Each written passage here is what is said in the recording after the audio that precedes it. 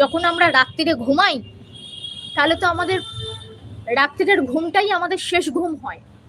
কেন আমরা জেগে থাকি? কেন আমরা সকালবেলা আমাদের ঘুম ভাঙে? বা এটাও হতে পারে যখন আমরা ঘুম থেকে উঠলাম তাহলে রাত্রির যেটা থাকলো সে রাত্রিরের আমাদের অনুভূতি কোথায় গেল? আমাদের প্রত্যেকটা যে আমাদের নার্ভ সিস্টেম বলুন, আমাদের যে ইন্দ্রিয়গুলো, আমাদের যে পঞ্চ ইন্দ্রিয়, সেগুলো থেকে আমরা কোনো রেসপন্স পেলাম না।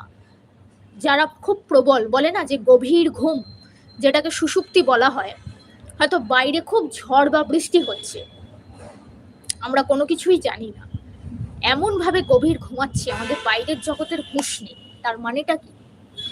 আমাদের সুষুপ্তি মানে হচ্ছে আমাদের যে আত্মা, আমাদের প্রত্যেকের মধ্যে তো আত্মা আছে, সেই আত্মাটা পরমাত্মার সাথে এক হয়ে যায়, দেহ বুদ্ধিটা চলে যায়, অর্থাৎ দেহের সাথে কোনো রকম অ্যাটাচমেন্ট থাকে না। এটা প্রত্যেকটা